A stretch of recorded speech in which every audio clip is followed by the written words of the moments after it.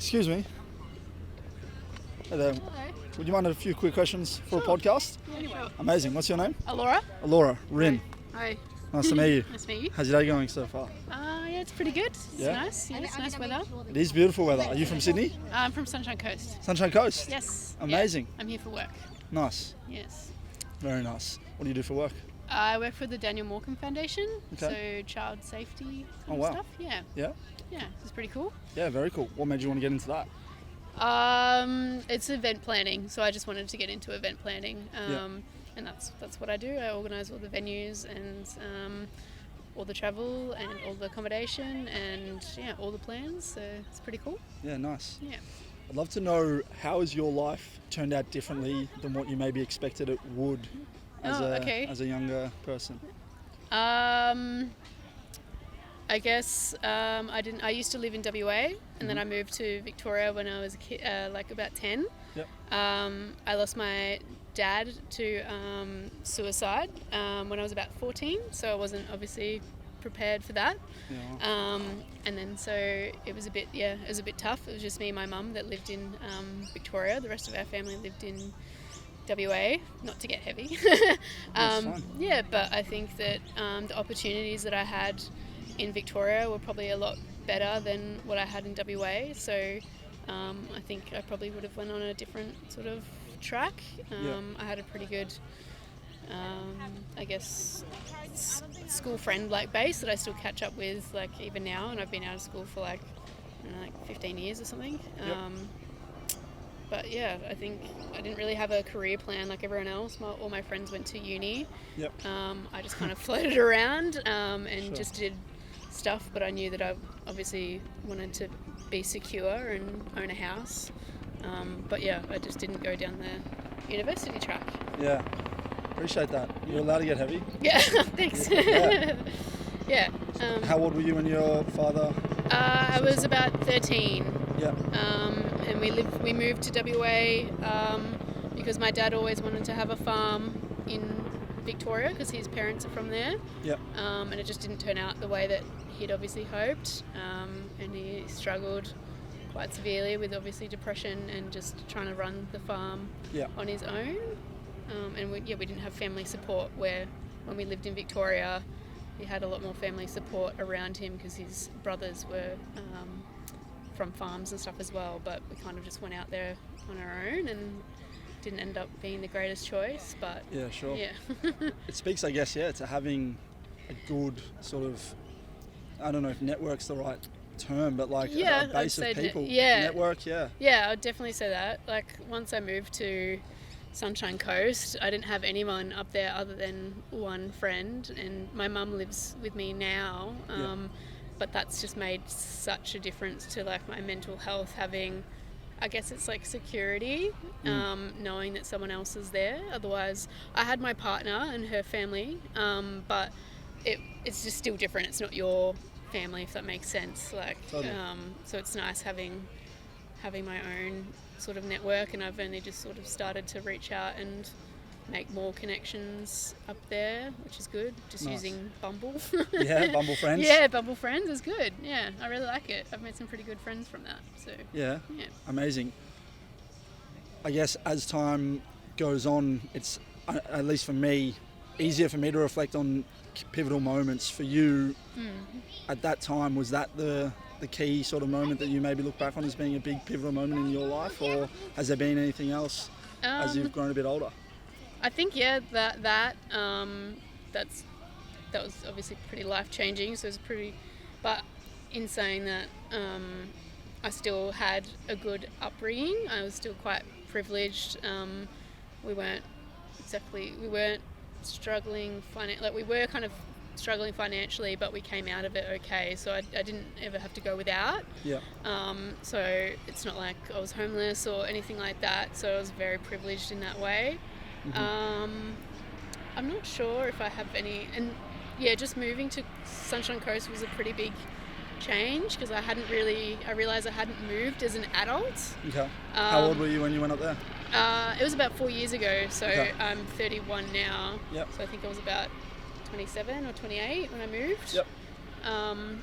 and my life hasn't really been stable. Ironically, I moved because my life was boring. It was the same shit every day. And then I moved and my life hasn't been the same since. I've been trying to find stability, and it's just, I've got a little bit of it, but it's just taken about 4 years to sort of establish that kind of stuff. Yeah. It's interesting, no longer stability, and then seeking that when you've got maybe a bit of the chaos. It's almost like we always want what we don't have. That's in that exactly sense. it. Yeah, that's it. Yeah. I think I expected it not to be, just not take this long to sort of find stability. Sure. But I got there in the end. Oh, I guess another pivotal point was I lost my job when I was buying my house. So it was dead set in the middle of when I had to apply for finance again. It had been a really long period, and I lost my job in not the nicest kind of way. I was friends with the people that owned the business, and we worked remotely, and they sort of just one day, along with 2 other people, just cut off our access and then didn't call us for 2 to 3 hours, and they were sort of like, oh yeah, we just spent too much money, sorry, bye.